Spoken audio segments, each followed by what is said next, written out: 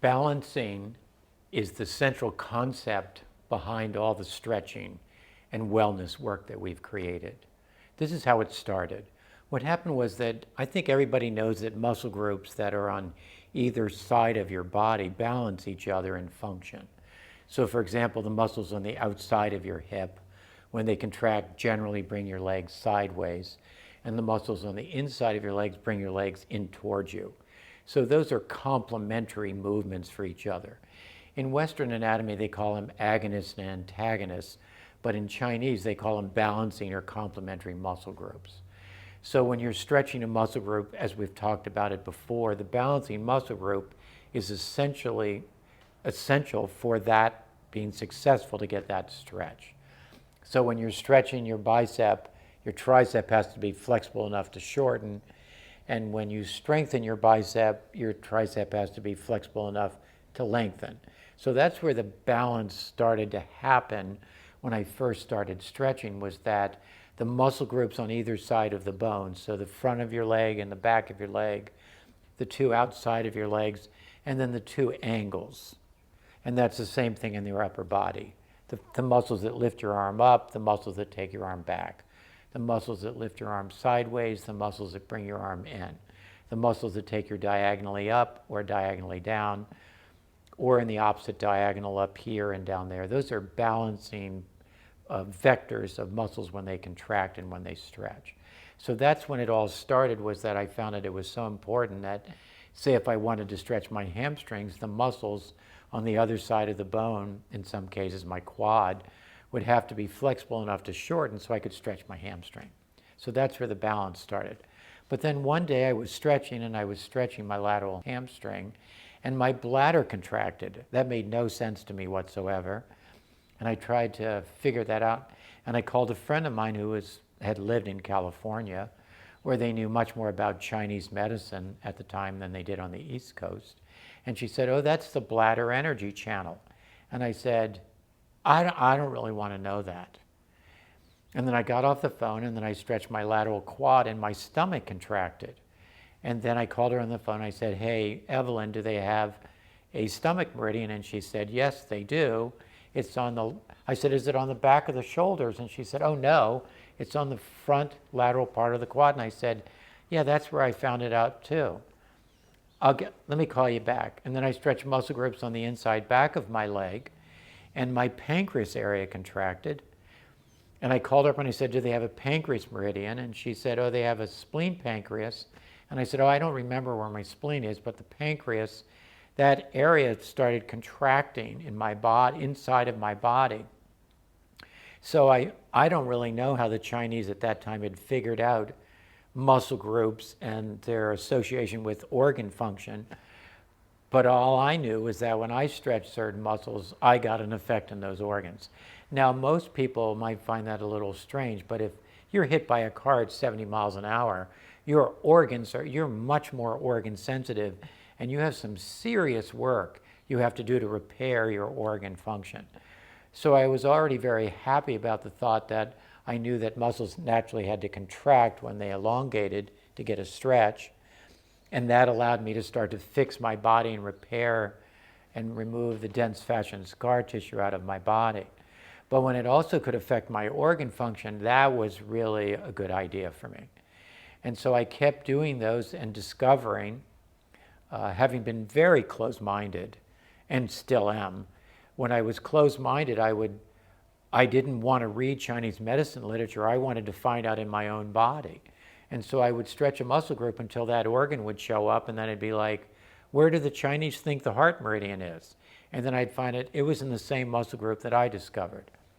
Years later, a decade later, I discovered two muscle groups that were not identified in Chinese medicine with a meridian yet, that I associated with my internal immune system, my thymus on the back of my neck and shoulders going down the back of my arm, and my appendix coming up the front of my arm into my cheek and into my temple. So that gave me 16 instead of what's now known in Chinese medicine.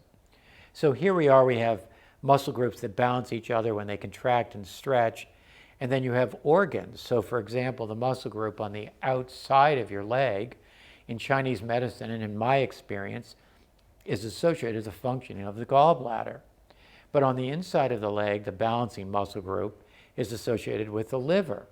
So the liver produces the bile and your gallbladder releases the bile. So they're kind of partners in terms of that, or complementary in function.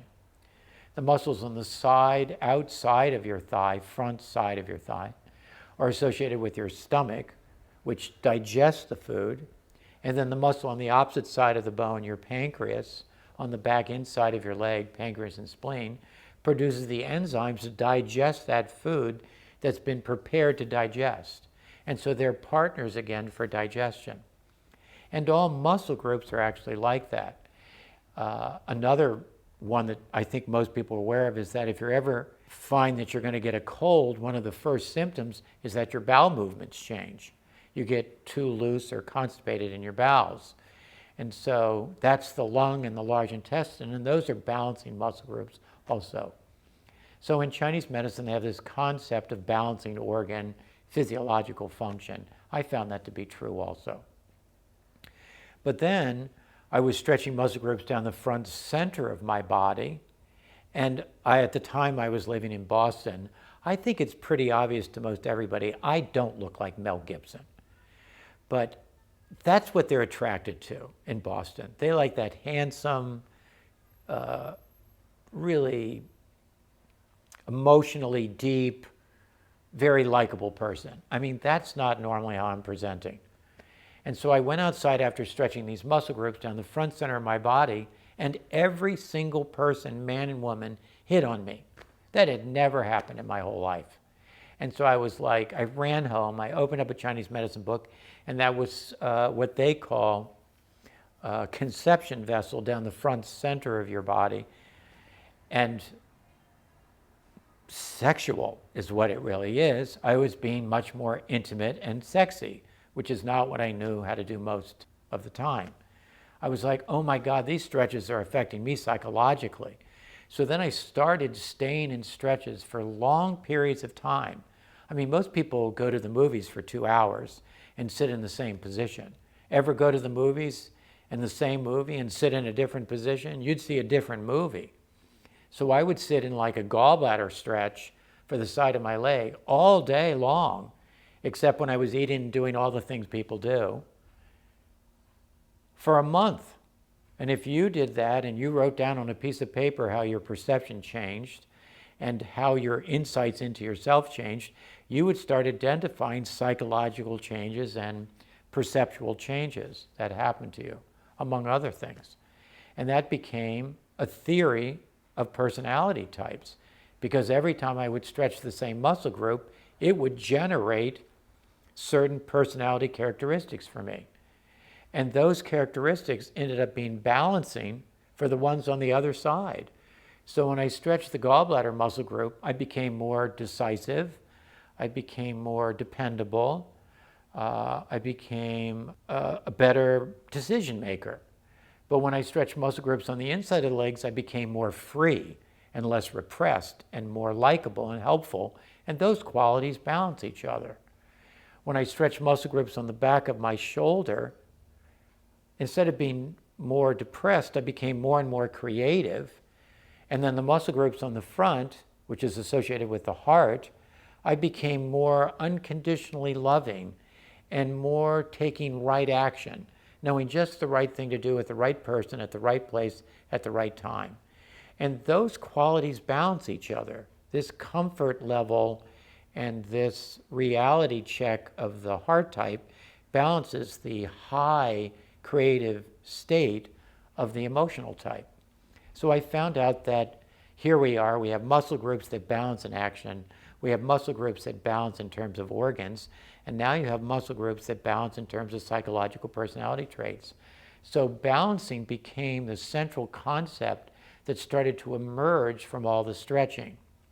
10 years later, I made the discovery that I'm very happy about. And what it was that I found out that the muscle groups on the outside of my leg that were associated with decision making, and the muscle groups associated on the inside of my leg that were associated with freedom and likable, they weren't just balancing. Each one of those personality types were the conscious and unconscious of each other. So what the type was on the outside of my leg, that gallbladder type, the genius of decision making, was unconscious of the conscious traits of the liver type, the genius of freedom, humility on the inside of the leg. And so as you stretch muscle groups, you got connected to the unconscious of yourself or that muscle group. So if you're stretching your muscle group for your genetic type, say your genetic type is associated with the pancreas on the back inside of the legs, as you stretch that, you realize the muscle group on the outside of the leg that balances it has to work well in order to stretch and strengthen that muscle group. And when you realize that, you have to stretch the stomach first on the outside of the leg to make the strength and stretch good on the inside of the leg. You start to develop the traits of the stomach personality type, which balance those of the spleen type on the inside of the leg. And then, sooner or later, you start to realize that's your conscious personality. The source of it isn't your personality, it's the balancing personality type. So if you're a pancreas type and your type is associated with peacefulness, the source of that is the stomach personality type, which is associated with self-expression and knowing how to get things to work. So now you have this concept that a person is a genetic type, that the moment the sperm and egg join, you get a genetic foundation of the personality, and also an unconscious type that's the source for that personality type. So if you're a particular genetic type, the more your balancing unconscious type is inside, so your unconscious is a personality type, that's the same type as somebody that balances you outside, and the more that's developed, the more you develop as a person. In fact, your success is completely reflective of how much you've developed that balancing part of yourself. So I call those balancing types, or your balancing unconscious type. And if you're a male, the unconscious type is a female, and if you're a female, the unconscious type is a male. That's how it works. So it turned into this whole concept of balancing. And then it spreads wider into being balanced in your life. Are you balanced physically in the same sense that you have developed yourself psychologically, that you've developed yourself emotionally and spiritually? How do you balance what you've developed with the parts that aren't developed yet and develop those other parts so you become more whole and balanced as a person? And there's a way to do that just by stretching different muscle groups and get other people to help you stretch those muscle groups. That's why balance is the central concept behind everything that we do at the Genius of Flexibility. Have a great day.